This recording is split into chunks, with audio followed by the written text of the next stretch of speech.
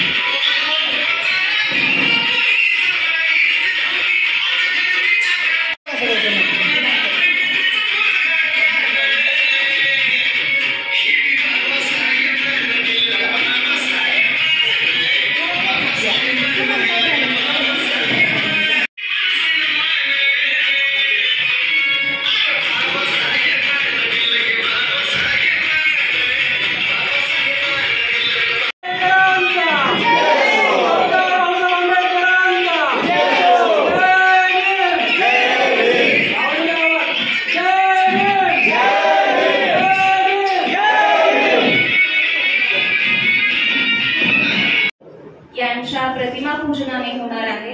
प्रतिमेला हार अर्पण करण्यात येणार आहे आणि मगच कार्यक्रमाची बाबासाहेब आंबेडकरांचा भारतीय राज्यघटनेचे शिल्पकार डॉक्टर बाबासाहेब आंबेडकरांचा डॉक्टर बाबासाहेब आंबेडकरांचा ज्यांच्या कार्यकर्तृत्वाची उंची आभाळा एवढी आहे अशा ज्ञानसूर्य हे योगदान आपल्याला प्रेरणादायक आहे आणि या कार्यक्रमाची सुरुवात प्रतिमा पूजनाने किंवा प्रतिमेला हार अर्पण करून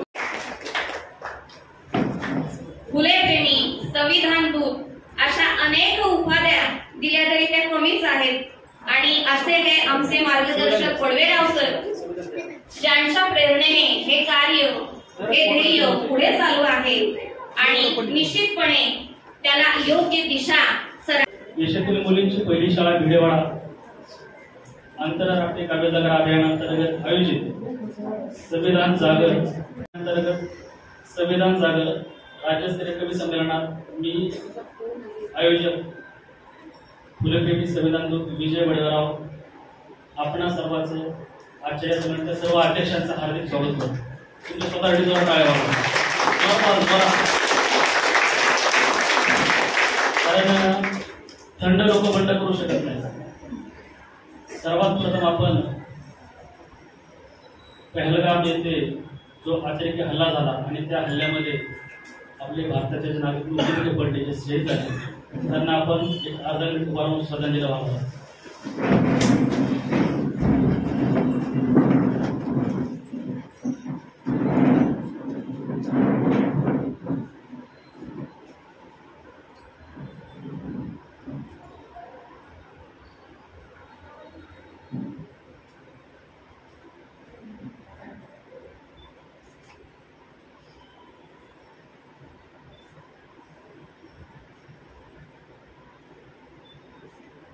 सोफिया कुरेशी यांचा कर्नल सोफिया कुरेशी यांचा कर्नल सोफिया कुरेशी यांचा व्योमिका सिंग यांचा व्योमिका सिंग यांचा भारतीय लष्कराचा भारतीय लष्कराचा भारतीय राज्यघटनेचे शिल्पकार डॉक्टर बाबासाहेब आंबेडकर यांचा क्रांतिसूर्य महात्मा ज्योतिराव फुले यांचा ज्ञानज्योती सावित्रीबाई फुले यांचा आद्य क्रांतिगुरु वस्ताद नवनीत साळवे यांचा मुक्ता साळवे यांचा आजच्या कवी संमेलनाच्या आपण सर्व अध्यक्षांचा फुलेप्रेमी संविधान दूतांचा साहित्य सम्राट अण्णाभाऊ साठे यांचा पुण्यश्लोक अहिल्याबाई होळकर यांचा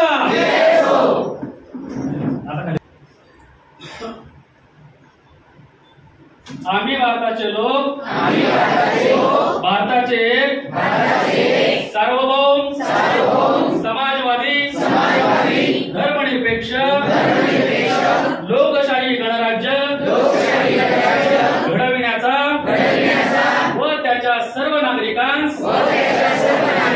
सामाजिक आर्थिक व राजनैतिक न्याय विचार अभिव्यक्ती विश्वास श्रद्धा व उपासना यांचे स्वातंत्र्य दर्जाची व संधीची समानता निश्चितपणे प्राप्त करून देण्याचा आणि त्या सर्वांमध्ये व्यक्तीची प्रतिष्ठा व राष्ट्राची एकता आणि एकात्मता यांचे आश्वासन देणारी बंधुता प्रवर्धित करण्याचा संकल्पपूर्वक निर्धार करून आमच्या संविधान सभेत आज दिनांक 26 नोव्हेंबर 1949 रोजी याद्वारे हे संविधान अंगीकृत आणि अधिनियमित करून स्वतः प्रत अर्पण करीत आहोत. जय हिंद जय भारत. अतिशय जोमाने कार्य करणाऱ्या पुढच्या संविधान दूत आहेत प्रतिभा कीर्ती कर्वे पुणे. स्वतः एक समता सैनिक दल केंद्रीय शिक्षिका म्हणून त्या कार्यरत आहेत आणि भारतीय बौद्ध महासंघामध्ये सुद्धा त्या कार्यरत आहेत.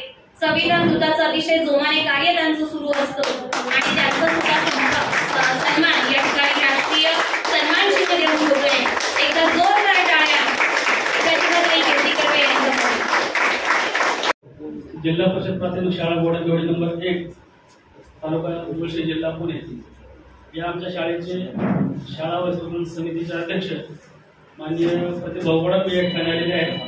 मी त्यांना सर्व मंचावर बोलवतो. त्यांचा सत्कार त्यांचा आम्हाला खूप सहकार्य झाले शाळेसाठी. विनम्र अभिवादन करून समोर बसलेले माझ्या सर्व फुलेप्रेमी आणि संविधानांना विनम्र अभिवादन करून मी माझा प्रस्ताव सुरू करतो. कोणताही कार्यक्रम म्हटलं फक्त येणं आणि कविता सादर करून जाणं हा उद्देश नसतो, किमान माझ्या तरी संमेलनाचा हा उद्देश नसतो. ही संमेलन आपण का घेतोय त्याच्या पाठीमागचा उद्देश हा सगळ्यांना तुम्हाला कळायला पाहिजे. उद्देशच कळाला नाही तर फक्त माझा फोटो काढा, स्टेटसला टाका आणि कविता पाठवून द्या, एवढंच होतं, दुसरं काय होत नाही. 1 जानेवारी 1848 साली भारतातल्या, महाराष्ट्रातल्या, पुण्यातल्या, बुधवारपेठेतल्या भिडेवाड्यात क्रांतीसूर्य महात्मा फुले आणि ज्ञानज्योती सावित्रीबाई फुले आणि त्यांची सोबतीने फातिमाबाई शेख आणि यांना पाठबळ दिलं आद्यक्रांतीकर वस्ताद दोनजे साळवे. या सर्व महान नायकांनी मिळून देशातली मुलींची पहिली शाळा सुरू केली. भिडेवाड्यातली पहिली शाळा जीर्णावस्थेत झाली होती, जर्जर झाली होती आणि पुण्यातल्या धोकादायक इमारतीच्या यादीमध्ये तिचं नाव आलं आणि एक स्मारक करण्याच्या नावावर ते जमीनदोस्त झालं. आता तिथं भव्यदिव्य राष्ट्रीय स्मारक होईल, क्रांतीसूर्य आणि ज्ञानज्योती स्मारक होईल, संपूर्ण जगाचे डोळे तिथे असतात. 2012 सालापासून मी माझ्या भिडेवाडा या कवितेच्या माध्यमातून या देशातील मुलींच्या पहिल्या शाळेविषयी जागर करतोय, जनजागृती करतोय, प्रचार प्रसाराचं काम करतोय. मित्र, जवळपास मला या कार्यामध्ये आता 14-15 वर्ष पूर्ण झाली. चळवळ स्त्रियांची आणि 15 वर्ष पण चालवत आहे, एक पुरुष चालवते. कुठे आहेत माझ्या स्त्रिया, माझ्या भगिनी कुठे आहेत? घरातून ओढ आणावे लागतात, हात पाय जोडून विनंती, घ्या ना ताई भिडेवाडा कविता, प्लीज प्लीज म्हणावं लागतं. व्हॅलेंटाईन डेला आम्ही सहज घेतो,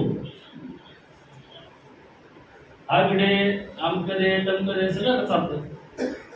मला एक मोठीची खंत आहे, जर माझ्या भगिनी वेळीच या लढ्यात उतरल्या असत्या, भिडेवाडा कधीच पाडला नसता. आम्ही पुण्यात येऊन दगडूशेठला जातो, आम्ही पुण्यात येऊन तुळशीबागेत जातो, भिडेवाडा आमचं लक्षच गेलं नाही. काय करायचं, कुठे येतात सावित्रीबाई, कुठे ज्योतिबा आता बघायला, काय करायचं? गेलेले मुली करून काय करणार असं? माझं घर, माझा बंगला, माझी वाडी, माझं शेत, माझी गाडी, चांगलं स्थळ पाहिजे, मुलं चांगली पाहिजे, मुलं चांगली शिकली पाहिजे, तो कुणाच्या जोरावर? सावित्री माझ्या त्यागावर. मी नेहमी म्हणत असतो की तिला संपवायला निघालेले स्वतः संपून गेले, तिला संपवायला निघालेले स्वतः संपून गेले. तिच्या कपाळाच्या एका आडव्या कुंकवाने भले भले आडवे केले.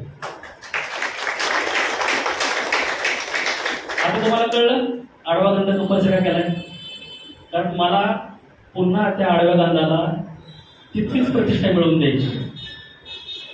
आता लोक माझ्या जातीमध्ये शिरतात संशोधनाला, हा नेमका जातीचा कुठला आहे, वडगाव कोण आहे, कोण या आडनाव आपल्याला दिसत नाही. माळ्यांना प्रश्न पडलाय, हा का ज्योतिबाचं काम करतोय फुल्यांचं. आमच्या जयभूमाला प्रश्न पडलाय, अरे बाबासाहेबांचं काम सोडून हे काय फुलेंचं काम करतोय. हा काय झालं की आपण महापूर जातीमध्ये बांधून ठेवतो, आपण कधी बघितलंच नाही. मी नेहमी सांगतो की अमेरिकेच्या कोलंबिया विद्यापीठाने त्या शतकातला 1 नंबरचा विद्यार्थी विद्वान म्हणून डॉक्टर बाबासाहेब आंबेडकरांची नावाची घोषणा केली अमेरिकेने. हे नेहमी मुद्दाम सांगत असतो, हे जगातला 1 नंबरचा विद्वान कोणाची घोषणा केल्या नावाची? डॉक्टर बाबासाहेब आंबेडकर. ते आहेच, प्रश्नच नाही. पण विचार करा की जगातला 1 नंबर विद्वान माणूस, ज्या माणसाला स्वतःचा गुरु मानला असेल, ज्या माणसाला बाबासाहेब नेहमी म्हणायचे माझे 3 गुरु आहेत, बुद्ध, कबीर आणि फुले. बाबासाहेबांची उंची एवढी आहे विद्वान 1 नंबर विद्वानाची, त्यांची जी गुरु असते त्यांची उंची किती असते? आपण कधी फुलेंची उंची मोजण्याचा प्रयत्नच नाही केला. आपली तेवढी लायकी नाही, माझ्या सहित मोजू शकत नाही. किमान त्यांच्या पायथ्याशी बसून फुले आम्हाला कळलेच नाही. मी नेहमी म्हणतो फुले भल्या भल्यांना टोचतात, वेगवेगळ्या अर्थाने टोचतात. मला असं कुठे वाटतं की ज्या दिवशी भिडेवाडा पाडला, तर भिडेवाडा पाडल्यानंतर त्यांनी भिडेवाडा पाडला हे म्हणण्यापेक्षा महत्वाचं मूळ कारण काय की देशातली पहिली मुलींची शाळा, स्त्री शिक्षणाचं केंद्रबिंदू, स्त्री चळवळीचं केंद्रबिंदू, स्त्री मुक्तीचं केंद्रबिंदू हे उद्ध्वस्त झाले. जमीन दोस्त झालं आणि त्याच्याविषयी गुगलवर कुठेही फारशी माहिती नव्हती. या देशामध्ये हे षडयंत्र अनेक गोष्टी आहेत, डावपेच वगैरे चालतात की बहुजनाचा इतिहास नेस्तनाबूत कसा करून टाकायचा, पुसून कसा टाकायचा, बदलायचा कसा, विकृत कसा करायचा की जेणेकरून पुढच्या पिढ्यांना प्रश्न पडला पाहिजे. जसा आता प्रश्न उपस्थित केला गेला, फातिमा होत्या का नव्हत्या? लक्षात ठेवा, आज फातिमा माईवर बोट ठेवलंय, उद्या फुले होते का नव्हते म्हणते. मी खूप जबाबदारीने बोलतोय, सरकारी नोकर आहे मी. इतकं सगळं करून जर फातिमा माईवर बोट ठेवलं जातं, त्यांनी सुरुवात केली लक्षात ठेवा. तुमचं काम आहे, फक्त कविता लिहिणं काम नाहीये. जर तुमच्या कवितेमध्ये सामाजिक संदेश नसेल तर पेटवून टाका आपली कविता. मी स्वतः गझलकार आहे, संगीतकार, मला हे सगळं विश्व आवडतं. पण एवढं सगळं असतानाही मानधनाची भरगतचं पाकिट सोडून मी या मार्गाला आलोय. पदरचा पैसा घालवावा लागतो. कवी होणं फार सोपं आहे, आयोजक होणं अतिशय अवघड आहे. त्यातल्या त्यात माझे भिकेचे डोळे लागलेला माझ्यासारखा आयोजक तर फारच अवघड होणं. उद्या फुल्यांवर प्रश्नचिन्ह निर्माण करतील. आज परिस्थिती अशी आहे की ग्वाल्हेरला, मध्य प्रदेश ना, ग्वाल्हेर हायकोर्टाच्या आवारात बाबासाहेबांचा पुतळा लावायला विरोध होतोय.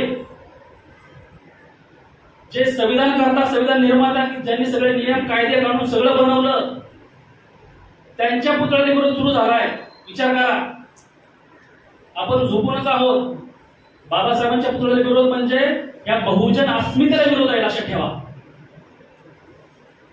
या देशामध्ये बुद्धापासून, तुकारामपासून, छत्रपतींपासून, शाहू महाराजांपासून, फुलेंपासून ती परंपरा अण्णाभाऊ पर्यंत शेवटी आली. यांच्या मार्फत शेवटी आपण म्हणतो की माझ्या दृष्टीने की मला असं वाटतं की महात्मा फुलेंचे खऱ्या अर्थाने शेवटचे वैचारिक वारसदार, शेवटचे फक्त डॉक्टर बाबासाहेब आंबेडकर. नंतर त्यांनी फक्त त्यांचा वापरच केला, फक्त इलेक्शन पुरता, बाकीच्या. तर फुले नाजूक असतात, जपा आपल्या ओंजळीत जपा, आपल्या हृदयात जपा. मी जपले जेव्हापासून मला आपण म्हणतो कॉलेजचे मला म्हणतात की माझं क्रश करतो सगळ्यांना. तर माझं पहिलं क्रश फुले होते, बोला महात्मा फुले होते. जोपर्यंत आपण आपल्या महापुरुषांना जपत नाही, त्यांचा इतिहास जपत नाही, जोपर्यंत पुढच्या पिढीपर्यंत पोहोचू शकत नाही. सांगायचा मुद्दा असा की भिडेवाडा पाडला, 14-15 वर्ष मी ती चळवळ करत होतो. भिडेवाडा पाडण्याच्या विरुद्ध अगदी हादरून गेलो की आता पुढं काय, माहोल बनतात, हादरून गेलो की आता पुढं काय. मग त्यानंतर खूप झपाटला गेलो आणि अगोदर काय करायचो, मी फक्त माझी भिडेवाडा बोलला कविता घेऊन कॉलेजच्या शाळा महाविद्यालयात जमेतीतच जायचो, शिक्षकांना एकत्र करायचो, मित्रांना बोलायचो, विद्यार्थ्यांना बोलायचो आणि त्यांना माझी कविता गाऊन दाखवून त्या माध्यमातून त्या देशातील मुलींच्या पहिल्या शाळेचा इतिहास उलगडण्याचा प्रयत्न करायचो. आज तिची दयनीय अवस्था आहे, ती समाजापुढे मांडायचा प्रयत्न करायचो जेणेकरून समाज जागृत होईल आणि ती भिडेवाड्याचं पावलं वळतील. या प्रकारे काम करायचो. पण आता 1-2 वर्षापूर्वी ते कारण नष्ट झालं, समोर पाडून टाकला. त्यामुळे मी खूप पछाडला गेलो आणि आता म्हटलं आता आपल्याला लोकांमध्ये गेल्या पाहिजे प्रत्यक्षात.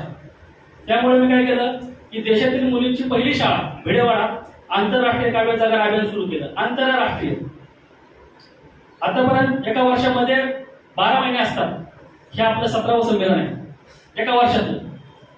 याच्यापैकी जर कोणी असेल याच्यापैकी की एवढ्या सगळ्या सरांना 17 संमेलन झाली, एवढ्या सरांचा मला कधी मेसेज आलाय 300 रुपये पाठवा, 200 रुपये पाठवा, 500 पाठवा, कधी आलाय का?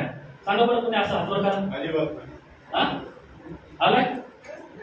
तुम्ही आसपास बघता, सगळं जाता, ट्रॉफी घ्यायला पण जाता, त्याला इलाज नाही, बरोबर. समाजप्रिय माणूस प्राणी आहे, त्याला जावं लागतं, आवडतं. ट्रॉफी कुणाला आवडत नाही, सन्मान कुणाला आवडत नाही, नाही का? माझ्याकडून कधी असं झालंय का? माझा नेहमी अट्टहास असतो की कवी संमेलनामध्ये माझ्या कवीला हा सन्मान दिला गेला पाहिजे. कवीला आणि कवीच्या कवितेला दोघांनाही प्रतिष्ठा मिळवून द्यायचं काम आपण करतो आपल्या अभियानाच्या माध्यमातून. आणि माझ्या कवींची चहा, नाश्ता, जेवण यात कुठं गैरसोय होणार नाही याची मी पहिली काळजी घेतो. का? कारण 2 प्रकारचे आपल्याकडे देश आहेत, एक इंडिया आहे, एक भारत आहे. इंडियाचं संमेलन झालं दिल्लीला, गुलाबी थंडीत 3 दिवसीय अखिल भारतीय झालं. 5,000-6,000 रुपये भाडं सगळं करून आपलं जे संमेलन आहे हे भारताचं आहे. कारण आपल्या संमेलनाला येणारा कवी हा कर्नाटकातून कोण आले? कर्नाटकातून कोण आले? हात वर करा. कुठे सर कोण आले तुम्ही? काय करता तुम्ही? प्राध्यापक टाळेवर गोव्यावरून कोण आले? गोव्यावरून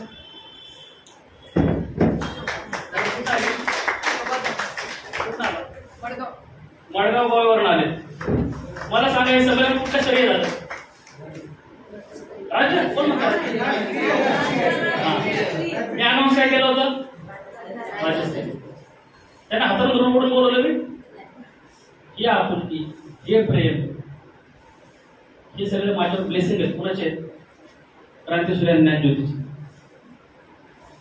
पण सगळ्यांना असं वाटत असेल की आतापर्यंत आपण 10 ते 12 जिल्ह्यांमध्ये हे संमेलन घेतोय, आपल्याला पूर्ण महाराष्ट्रात करायचं आहे. प्रत्येक महिन्यात आपल्याकडे 1-2 संमेलन लागतात. तुम्हाला असं जाणवत असेल की इतर संमेलनांना आपल्यासमोर फरक आहे. मूळ फरक आपल्याकडे असा आहे की आपल्याकडं सर्वच कवी या अध्यक्ष असतात. सर्व कवी कुणीही एकच. आपल्याकडे प्रमुख पाहुणा, उद्घाटक, स्वागताध्यक्ष, प्रमुख उपस्थिती आणि तेवढे द्यायला पैसे नाही माझ्याकडे. 10,000 एक खुर्ची. कितीला? 10,000, 5,000. प्रमुख पाहुणा असं नाही म्हणत माणूस. 5 रुपये द्यायला लागतात. आता जे कुटुंब झाले त्याच्याशी म्हणत नाही ही परिस्थिती आहे.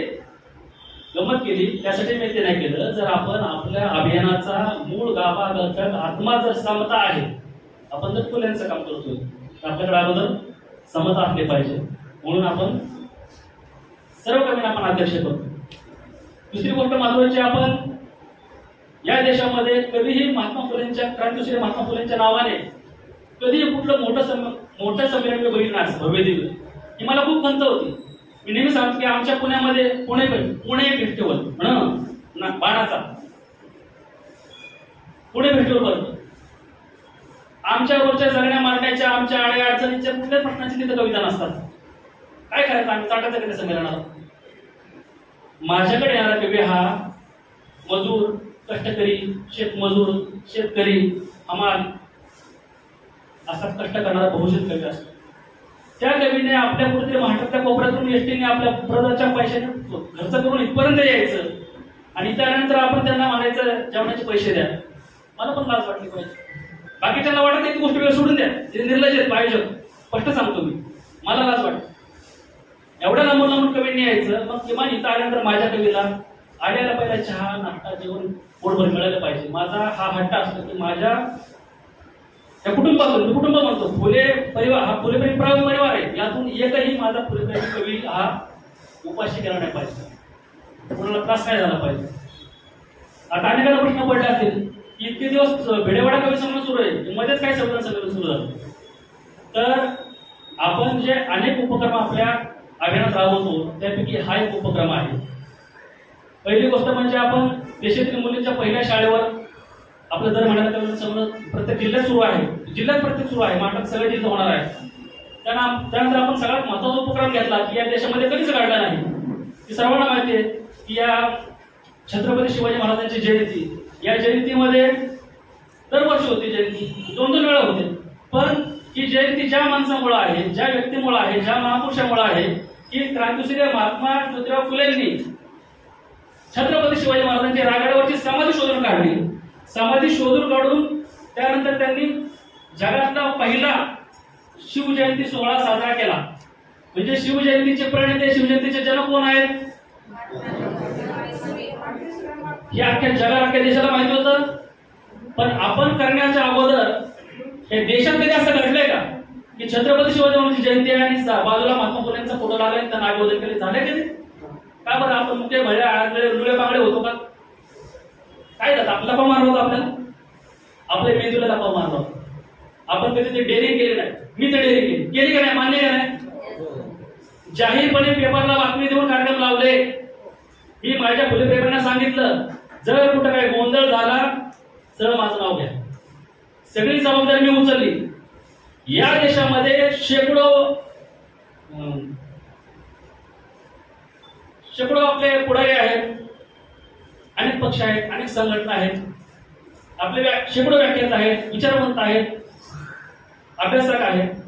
या सर्वांनी गोष्ट माहिती होती का? या सगळ्यांना ही गोष्ट माहिती आहे की समाजाचा शोध कुणी लावला आणि पहिली शिवजयंती कुणी सुरू केली. धमक लागते, धमक. का बरं? बोलायला सगळे पोपटासारखे बोलतात, भाषणात आपल्या पुस्तकात लिहिलंय, महाराष्ट्र सरकारच्या डॉक्युमेंटरी मध्ये लिहिलंय की समाधी कुणी शोधून काढली? महात्मा फुले शोधून काढली. पहिली शिवजयंती कुणी सुरू केली? महात्मा फुले. हे लक्ष्मीनारायण थिएटरच्या चौकात पहिली शिवजयंती साजरी झाली पुण्यात. आणि पहिली शिवजयंती ही जवळपास 10 दिवस चालायची, आठवडाभर शिवजयंती चालायची. हे मी का सांगतोय? कारण काय केलं नसेल? कारण आपला बहुजन हा कुठेतरी लाचार होत चाललाय. बहुजन म्हणजे एक जात नाही बरं का, एक जात नाही. माझ्या सही सगळे आले ते आपले अभ्यासक, विचारवंत, वक्ते, कवी, मोठे मोठे साहित्यिक यांना आपली पर्सनल मानधनाची पाकिट, आपल्याला कार्यक्रम कुठे मिळतील का नाही मिळतील, पुरस्कार, ह्या भीतीपुढे त्यांनी ते काढलं नसतं बाहेर कधी. पण मला असं वाटतं की समजा बघ तुम्ही पुस्तकात लिहिलंय, भाषणात बोलताय सगळे, अहो पण फक्त हा माझा बाप आहे म्हणणं ठीक आहे, पण ते आपल्या नाव पुढे घ्यावं लागतं ना. विजय अभिमान वडे, मगच तो बाप माझा, बरोबर ना? त्याला आपण दाखवू हा माझा बाप आहे. आपण आपल्या बापाची लेकरं कधी वाटू? आपण आपल्या बापासारखं वागलं पाहिजे ना, तर सिद्ध होणार की आपण आपल्या बापाची लेकरं म्हणून. तो खूप राग माझ्या मनात होता, म्हणून मी ते डायरेक्ट जाहीर केलं की चला एकदा शिवजयंतीला सगळ्यांनी मिळून पूर्ण देशभरात आपण किमान आपल्या फुलेप्रेमींनी छत्रपती शिवाजी महाराजांच्या जयंतीमध्ये क्रांतीसूर्य महात्मा ज्योतिराव फुलेंचा फोटो ठेवायचा. आणि फक्त ठेवायचा नाही, लोकांना त्याचं कारण सुद्धा सांगायचं का ठेवलं. अनेकांना प्रश्न पडले काय ठेवलं पण फोटो? आता छत्रपती जयंती फुलेचा कसं फोटो ठेवला? पण ते यशस्वी झालं का नाही? ते झालं का नाही? हा, म्हणजे आपण जर ठरवलं, आपल्या मनात भीती जर मारून टाकली तर काही फार अवघड नसतं. त्यानंतर पुणे फेस्टिवलवर आपण होतो. मला खूप राग होता मनात की बाबा ज्यांच्यामुळे आपण घडलो, पुणे काय फक्त पेशवांचं नाही असं नाही, मी नाकारत नाही. पुणे आमच्या बापाचं सुद्धा आहे, आमच्या माईचं सुद्धा आहे. क्रांतीसूर्य महात्मा ज्योतिराव फुले आणि ज्ञानज्योती सावित्रीबाई फुले यांचं सुद्धा पुणे आहे. इतक्या दिवस पुण्यामध्ये मला दाखवा मोठे मोठे कार्यक्रम झाले, फक्त मी म्हणत आलो. जर यापूर्वी पुण्यामध्ये जर फुलेंवर बॅनर लावून कार्यक्रम मोठे झाले असतील तर म्हणत आलो मी. का बरं? ते कोण लोक आहेत तिच्या त्रास होतो फुल्यांचा? अरे तुमची संख्या किती आहे? लाचा झालो आपण. इतकी वर्ष पुण्यामध्ये फुल्यांचा एकही मोठा कार्यक्रम नाही, बॅनरवर आपल्या नंतर बॅनर लागायला लागले. मग तो मी धाडसी निर्णय घेतला, माझा पैसा मी कसा उभा केला, नाव माझ्या मागे चौकशी. मी फुले फेस्टिवल उभा केला. मला वाटायचं की माझ्या बापाच्या नावाने, माझ्या आजोबाच्या नावाने, माझ्या आजीच्या नावाने एक तरी, कारण बाबासाहेब मी बाप मानतो, या नात्याने फुले माझ्या आजोबा झाले, एक तरी फेस्टिवल असा पाहिजे की त्याला समांतर फेस्टिवल पाहिजे. म्हणून पुणे फेस्टिवलच्या समांतर लेवलला मी फुले फेस्टिवल सुरू केला. आणि या देशातलं सगळ्यात मोठं संमेलन अखिल भारतीय साहित्य संमेलन असतं. किती दिवसांचं असतं? 3 दिवसांचं. सरकारचं कोट्यवधीचं अनुदान असतं, 5,000 रुपये फी असते, बरोबर. आंतरराष्ट्रीय फुले फेस्टिवल किती दिवसांचा असतो? त्यांच्यापेक्षा 1 दिवस जास्त. कुठली फी असते तुम्हाला? 4 दिवसात तुमची कुठली काही गैरसोय झाली? बरं, कार्यक्रमांची लेवल जी होती, शिस्त, जेवणाचा दर्जा, कार्यक्रम, कविता, नियोजन, हे कुठल्या लेवलचं होतं? काही लोकांना माझा राग आला, वडराव खूप होतो, चिडचिड करतो, अमुक करतो. 1 दिवस फक्त बघा करून दिले. असा प्लॅन झाला होता की हे फेस्टिवल उधळून लावायचं, अशा पण बसले होते तिथे. त्यामुळे मला तो रुद्रावतार धारण करावा लागला, नंतर सगळ्यांनी 4 दिवस पार पाडलं नसतं. आता हे जे सगळं बुद्धापासून जे आहे ते पार अण्णाभाऊ पर्यंत, या लोकांच्या ज्या मनातली जी इच्छा होती सुप्त, म्हणजे ज्यासाठी त्यांनी कार्य केले सगळ्या महापुरुषांनी, ते सगळं कार्य बाबासाहेबांनी आपल्याला संविधानाच्या रूपात दिले. आपले हक्क, अधिकार आणि कर्तव्य, प्रत्येक वंचित दुर्बल घटकांसाठीचं कार्य, हे बाबासाहेब हक्काचं धबाड बाबासाहेबांनी संविधान दिलं. जर हे संविधान जगलं, संविधान वाचलं, सुरक्षित राहिलं, तर तुमच्या आमच्या नोकऱ्या, तुमच्या आमच्या लेकरा बाळाचं भवितव्य सुरक्षित लक्षात ठेवा. म्हणून देशामध्ये कधीही कोणत्याही संस्थेने केलं नाही असं काम आपण केलं. काय आंतरराष्ट्रीय पोलीस फेस्टिवलमध्ये 750 कवींना 750 संविधान वाटप झालं, भेट दिली गेली. पहिल्यांदा घडलं. त्यानंतर मी जवळपास आमच्या जिल्हा परिषदेच्या 1800 शाळांना, पुणे जिल्ह्यातल्या 1800 शाळांना मोफत संविधान वितरण केलं. का? जितक्या शाळांवर मी गेलो शिक्षकांनी संविधान पाहिलेलं नव्हतं. 99% शिक्षकांनी संविधान पाहिलेलं नव्हतं. अतिशय वेदना झाल्या मला. अहो, शिक्षकांना माहिती नाही, विद्यार्थ्यांना कुठं करणार आणि आपण महासत्ता होणार. तसं काय आपण महासत्ता होणार? त्यानंतर महत्वाचा उपक्रम की मकर संक्रांत स्पेशल, संविधान स्पेशल, हळदी कुंकू समारंभामध्ये संविधानाचा जागर. कधी कुणी पाहिला होता का? पण आपण केला की माझ्या माता मौलींनी, भगिनींनी, माझ्या सदून दूतांनी मंदिर सोडलं नाही, मस्जिद सोडलं नाही, गुरुद्वारा सोडला नाही, गर्दीचं कुठलं ठिकाण सोडलं नाही. प्रत्येक ठिकाणी जाऊन यांनी काय केलंय? संविधानाचा जागर केलेला आहे आणि संविधानाचा प्रचार प्रसार करण्याचा प्रयत्न केलेला आहे. माझी खूप कुठतरी इच्छा होती की फुलेंची काही इच्छा असेल, बाबासाहेबांची काही इच्छा असेल, त्या इच्छेचं एकत्रित मिश्रण म्हणून मी संविधानाचा जागर सुरू केला. पण संविधान राहिलं तर आपण राहू राहणार नाही. आणि आजचं जे आपण संविधान संमेलन घेतलंय त्याचा उद्देश असतो की आपण इथून पुढे आपल्या सोबतच्या, आपल्या शेजारी पाजारी, शाळेत तिकडं मित्र मैत्रिणी संविधानाचा जागर करायचा आहे. आणि या संविधान जागरांतर्गत विविध उपक्रम जे राबवले गेले त्याच्यामध्ये जे उत्कृष्ट कार्य केलं गेलं त्या निवडक संविधान दूतांचा सत्कार आपण आता 5 मिनिटात घेणार आहोत. त्यानंतर आपलं दर्शन आपण सुरू करूया. काय होतं विसरलं तर ते विसरू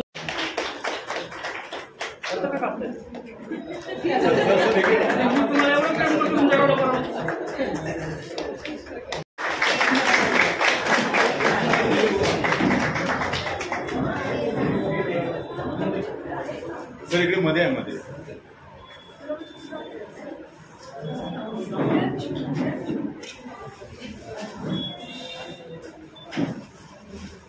महान समता बंधुता करी प्रधान, समता बंधुता करी प्रधान, सुखावला हो मनी बहुजन, सुखावला हो मनी बहुजन, हक्काचे कवच संविधान. डॉक्टर बाबासाहेब असे महान लिहिलंय उत्तम हे संविधान, वाचावे नक्की वेळ काढून मूलभूत हक्काचे संवर्धन. एक एक हक्क घ्या जाणून, एक एक हक्क घ्या जाणून, होईल मनाचे नक्कीच समाधान, विचारात होईल रे परिवर्तन, बनेल समाज पुन्हा महान, बनेल समाज पुन्हा महान. संविधान जागर करा छान, संविधान जागर करा छान, जीवन पूर्णत्व हे संविधान, सुरक्षा कवच असे बलवान, बहुजनास ठरले हो वरदान, बहुजनास ठरले हो वरदान. आत्मचिंतन हक्क संविधान, मनाचा गाभारा कोरला छान, जनजागृती करावी मनातून, अनमोल भारतीय संविधान. वाचावे त्याचे एक एक पान, खरा अर्थ अधिकार जाणून, कळेल तुम्हास खरे संविधान. लेखिनी बाबासाहेबांची महान, लेखनी बाबासाहेबांची महान, जगले आजवर कसे जीवन, समजून घेतले जर संविधान, विचारांचे होईल हो परिवर्तन, हक्कासाठी लढा योगदान, हक्कासाठी लढा योगदान. शहर खेडे असो की एक समान, सोयी पोचल्या वरदान, घडवा क्रांती महान, करूया बाबासाहेबांचे गुणगान. महामानवास करू सारे वंदन, सुगंधित होईल पुन्हा हे तन मन, रुजले मानवता मना मनात हे संविधान. मनन चिंतन हक्क संविधान, फुले प्रेमी जमले महाराष्ट्रातून, करायला जागर हो संविधान. आज डॉक्टर बाबासाहेबांचे स्मरण, संविधान म्हणजे सुखी जीवन, संविधान म्हणजे सुखी जीवन. जय हिंद, जय महाराष्ट्र. निश्चितपणे संविधान म्हणजे एकदा आमच्या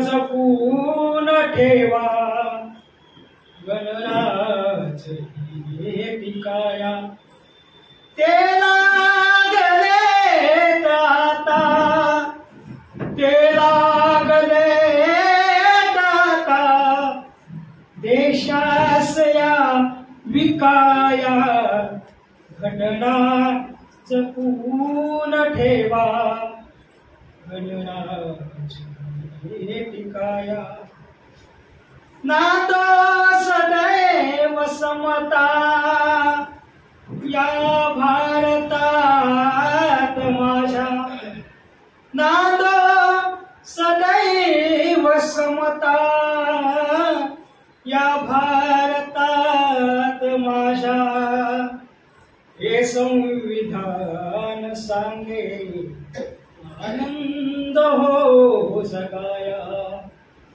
हे संविधान सांगे आनंद हो जगाया देशात लोकशाही घटनेशिवाय नाही देशात लोकशाही घटनेशिवाय नाही बाबा समोर माथा लागतो झुकाया बाबा समोर माथा लागतो झुकाया ते लागलेत आता देशास या विकाया सारेच धर्म येथे आहे समान आता सारेच धर्म येथे आहे समान आता मी भारतीय आहे अभिमान बाळगाया मी भारतीय आहे अभिमान बाळगाया ते लागले आता विश्वास या विकाया झुंजार बाप माझा लढला सदैव येथे झुंजार बाप माझा लढला सदैव येथे त्यांचेच रक्त अंगी लढण्यास हे स्फुराया त्यांचेच रक्त अंगी लढण्यास हे स्फुराया ते लागलेत आता देशास या विकाया हल्ल्यास कोणत्याही झेलून घेत आलो हल्ल्यास कोणत्याही झेलून घेत आलो पोलाद पोट आहे गोळी सथोपवाया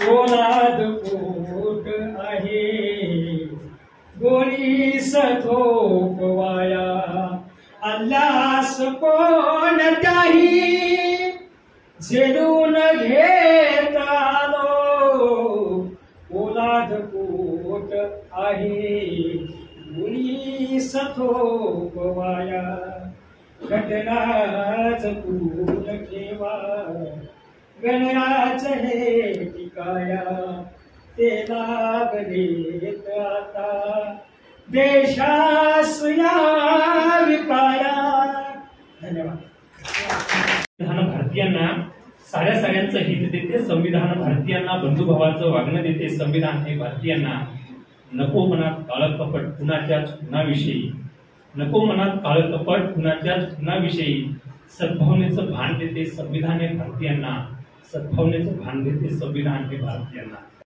या घटनेचे शिल्पकार भीमाबाई रामजींच्या पोटी जन्मले विश्वरत्न डॉक्टर बाबासाहेब आंबेडकर संविधान राष्ट्राचा मान स्वतंत्र समता बंधुता यातच आहे राष्ट्रीयता संविधानाची वारी घेऊन जाऊ घरोघरी मूलभूत हक्क आणि कर्तव्ये यांची सिजोरी दिली आपल्याला महामानव डॉक्टर भीमराव आंबेडकरांनी ना तुझा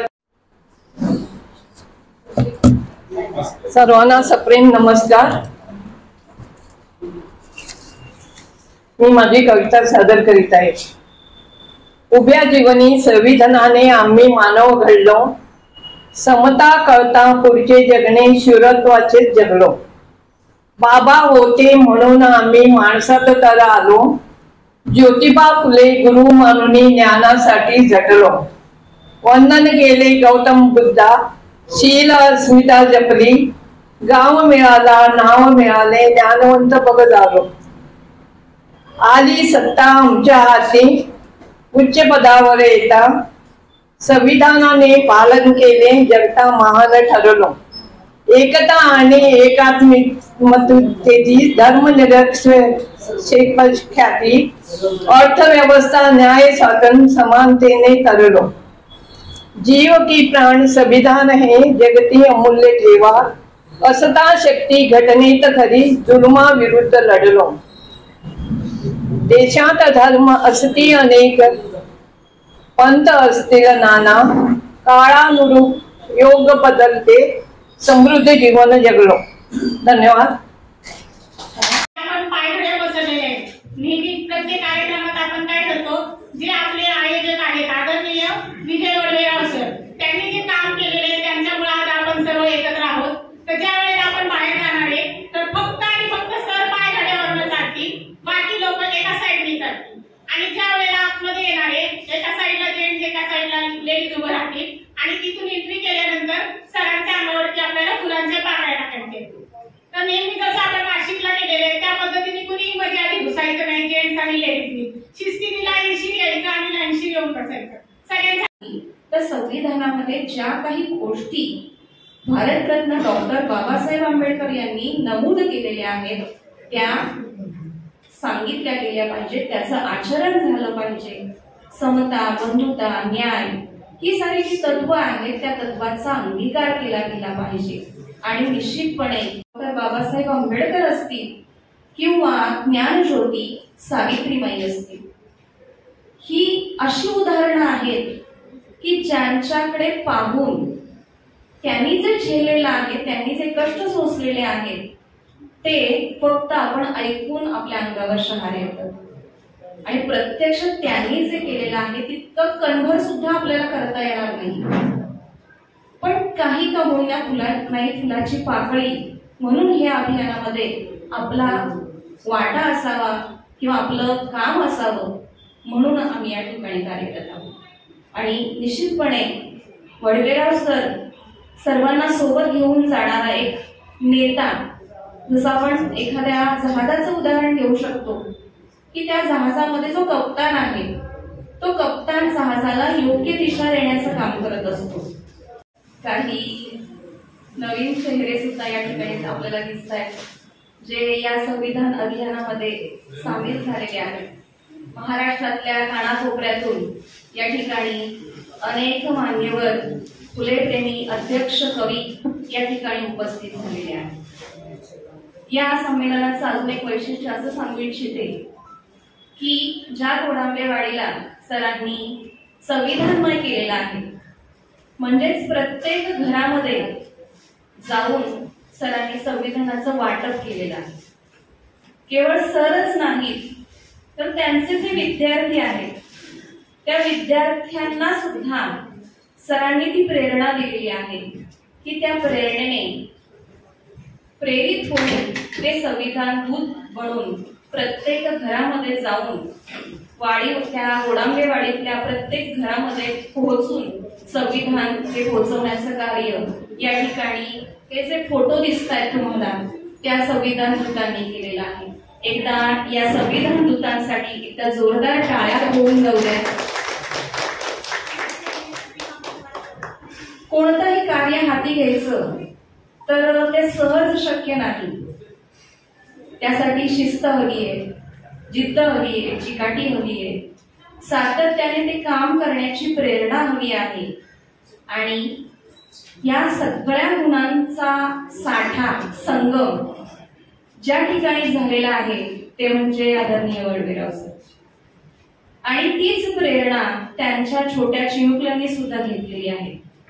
एक आदर्श शिक्षक कसा असावा हे उत्तम उदाहरण वडवेराव सर आहे.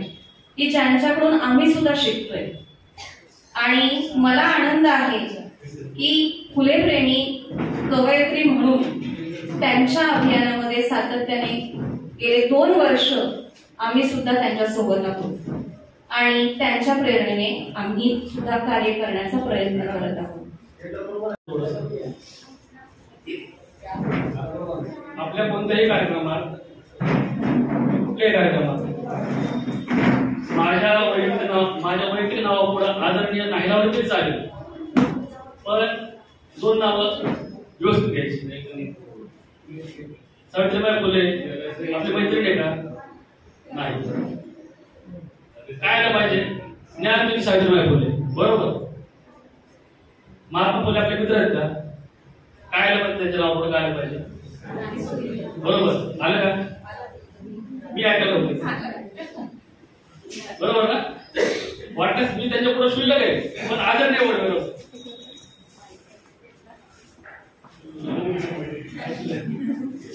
काय आपण सवय लावून घेतला सगळ्याची. यांना बोलत नाही, त्यांना माहिती सगळ्या सवय, पण ही आपण सवय लावून घेतली पाहिजे ना. आपल्या महापुरुषांची जर आपण ठेवली नाही किंमत कशी?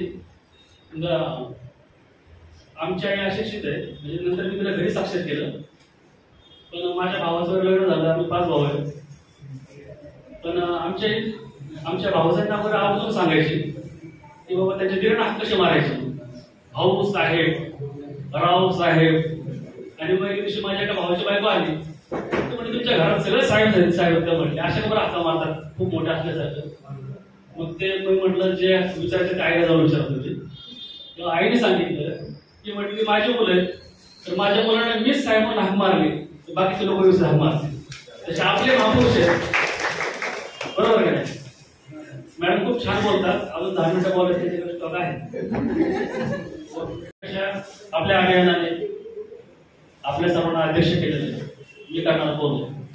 क्रांतीसूर्याच्या ज्ञानज्योतीच्या कृपा वगैरे मानत नाही, मी प्रतापाने म्हणतो. मी आपण अध्यक्षपदापर्यंत सगळे पोहोचला आहात.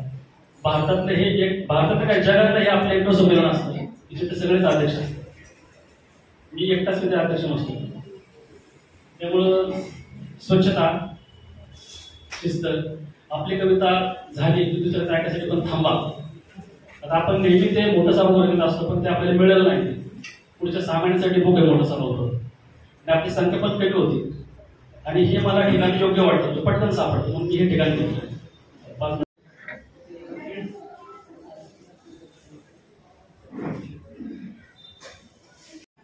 या ध्येयाला आपण मात्र विसरत चाललेलो आहोत. आणि सरांचा प्रयत्न हाच आहे की हा भिडेवाडा या काव्यजागर अभियानाच्या निमित्ताने पुन्हा जागृत व्हावा. त्या ठिकाणी ते स्मारक बांधलं जावं आणि खऱ्या अर्थाने या फुलेप्रेमी कवींना त्या ठिकाणी न्याय मिळावा. त्याचबरोबर क्रांतीसूर्य ज्योतिबा फुले आणि क्रांतीज्योती सावित्रीबाई फुले यांना न्याय मिळाला पाहिजे, हाच हेतू ठेवून गेली अनेक वर्ष सातत्याने सर प्रयत्न करत आहे. त्याचाच एक भाग म्हणजे संविधान दूत म्हणून सरांनी कार्य केलेलं आहे.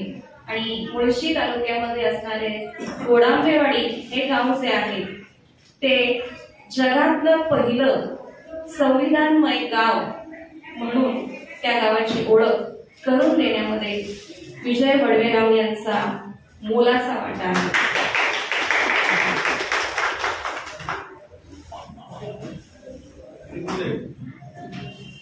चालण्यासाठी वाट असते, वाटेसाठी चाललं नसतं. चालण्यासाठी वाट असते, वाटेसाठी चाललं नसतं. उंच भरारी घेणाऱ्याला आभाळाचं भान नसतं. उंच भरारी घेणाऱ्याला आभाळाचं भान नसतं. अशीच उंच भरारी जी ज्योतिबा फुले, सावित्रीबाई फुले यांनी आपल्या पंखामध्ये भरलेली आहे. त्याचबरोबर आदरणीय वडवेराव सरांच्या सुद्धा सर सुद्धा त्या ध्येयाने प्रेरित झालेले आहेत आणि त्यांचं कार्य अत्यंत जोमाने खूप पुढे चाललेलं आहे.